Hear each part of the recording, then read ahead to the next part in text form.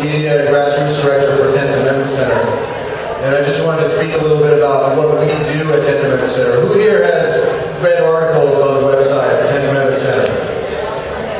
Okay, great. A few of you, quite a few of you. Our goal at 10th Amendment Center is essentially to bring about a dialogue that we felt is not happening right now in this country.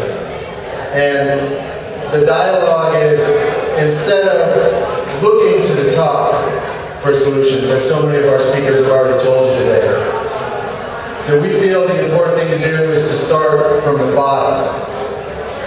There's a lot of talk about elections, especially with November coming around the corner, of course.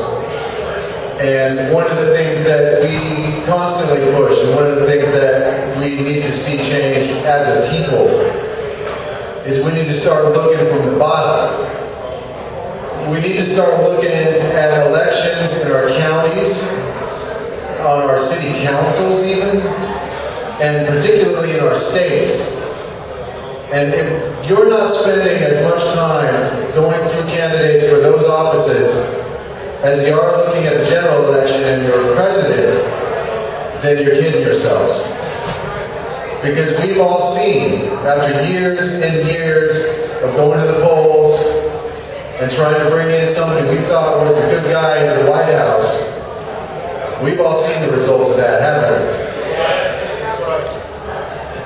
So what we like to talk about at 10th Amendment Center is taking over things from a local level. We like to call it localism or decentralization. There's a couple different words we like to use, but labels are not the important thing. What's important to realize is that when you're talking about nullification, it doesn't stop at the state level.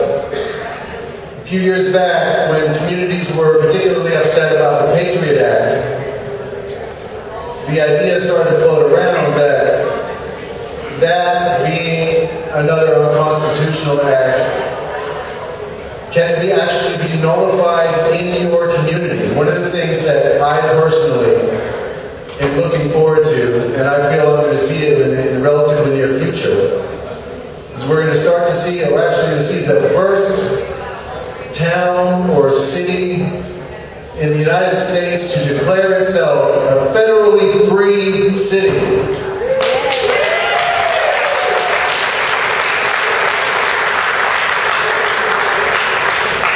What do I mean by that? Well, what I mean by that is the people of a community finally coming together in one voice and saying, guess what, Federal Board of Education? You're not needed, you're not wanted. We're going to decide what's in our children's textbooks and not you.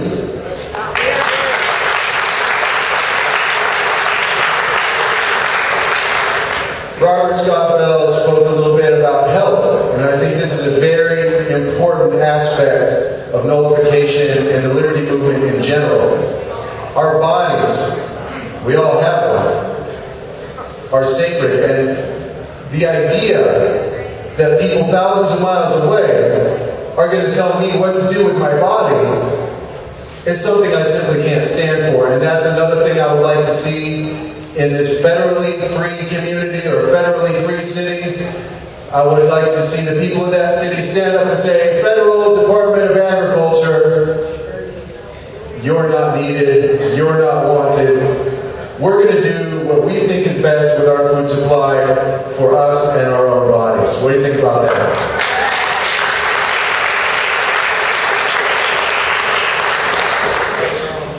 Today is actually non-GMO day. I didn't hear all of Robert's speech, but who knows what GMOs are, genetically modified organisms.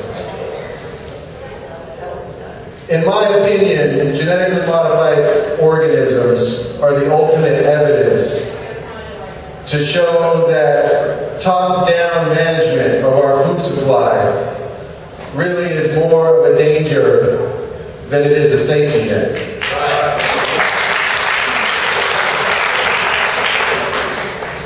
I had a conversation a few weeks ago with one of the leading non-GMO authors, and what I proposed to him was, how about this solution? How about drawing a line around the state of Florida and saying we will label our food how we please, we will allow what is on our dinner plates, and not you. That's nullification. Monsanto out. Monsanto is a monstrosity. Thank you. All of these things should be within our control. Are we really so incapable of running our own lives that we need some bureaucrat who we will never meet, who we have no access to, wasn't voted in by anybody, deciding these critical parts of our existence? No, we don't. And that's what we're here to talk about today, folks. We're here to talk about taking back control of our own lives and not allowing these people to run them any longer. But one thing I do want to say to you today has to do with blame. I hear a lot of people angrily blaming the sitting president of the United States for what we're all going through at the moment as a people. I submit to you that that finger needs to turn around.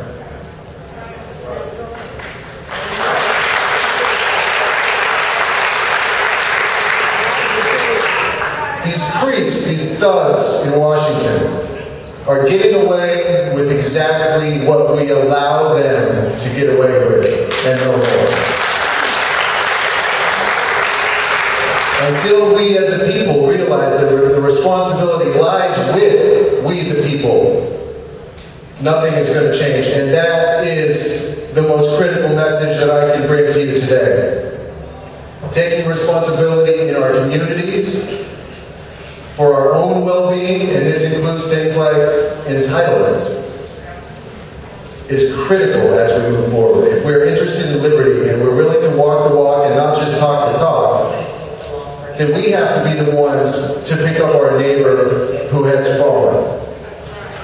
Because when communities are in charge of things like taking care of the poor and the sick and those in need, then you don't have problems with people getting help that don't really need it, do we? So one of the things that I hear from folks on the left, oh, you want to yank all these programs, going to yank welfare. What's my grandmother going to do?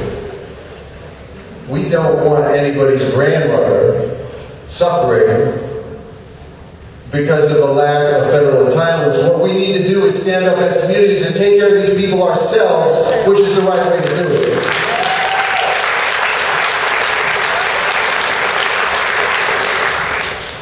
Immigration. It's another topic that's getting a lot of talk right now. But just like the politicians, these people are taking what's given to them.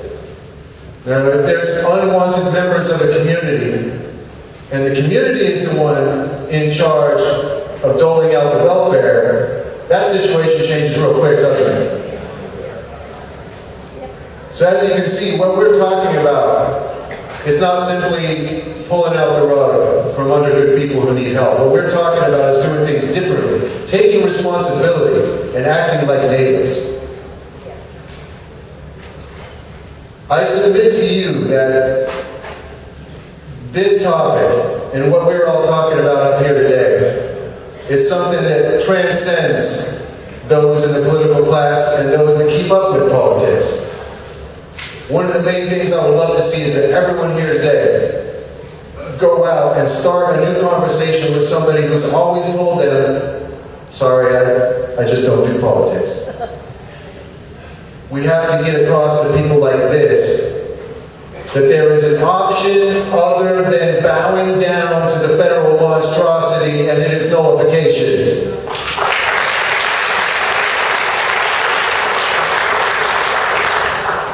Now we have still a full lineup today, folks. It's going to be a long day, but it's going to be a good one. We have Thomas Woods coming up. He's the author of the book. Some of you already know him. He's the author of the book Nullification. Somewhat appropriate, I would say. His speech is really going to knock your socks off. He's a combination of philosopher, stand-up comic, and expert on both government and economics, so you're not going to want to miss that one.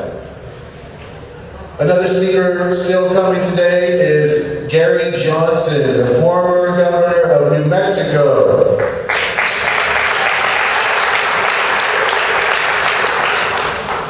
I don't want to spoil the surprise, but Gary Johnson is a gentleman who knows all about how to handle the big government problem, and we're happy to have him here today. After the program, as we wrap up in this room, down the hall and to the right, we have a second room waiting where we're going to have a question and answer session. Now, this is something that we did at our first event in Fort Worth, Texas, and it turned out really interesting because raise your hand if you've ever been in a room and been able to ask a politician a question you really wanted to ask them. Okay? That's actually better than I expected to see. But that's what we're bringing you today. We're assembling a panel of authors, grassroots activists, and Florida state representatives. I just not over till the fat lady sings, but we're hoping to have Scott Blaken and possibly Carrie Baker with us for the question and answer session. So our goal is to provide a platform for all of you who are interested in asking very direct questions of these people, how to enact all of the wonderful things that you've learned about here today. Because if it stops in this room, then what's the point? The entire purpose of this event is to propel you forward and to provide you with ammunition. When you're talking to people that don't normally listen to what you have to say, we want to provide you with new lines of argument that will make those conversations successful. If this doesn't carry on, then we're all just kind of sitting in a pretty room, spending time together, and it's really just a lot of fluff, isn't it? So thank you for coming out today. Without all of you, again, there is no purpose. So we at the 10th Amendment Center appreciate each and every one of you who've chosen to spend your Sunday. And ordinarily we don't do these on Sundays, but we couldn't resist the 10-10-10, of course. We appreciate every one of you, and we just ask that as you've listened with an open mind all day long, to please carry these ideas forward. Talk about them around the water cooler. Talk about them at the gym. Talk to people, like I said, that you haven't been able to reach before, because there's a new angle, and if you haven't already heard it today, you're going to hear it later on. And you're going to find new ways to reach these people. Thank you very much.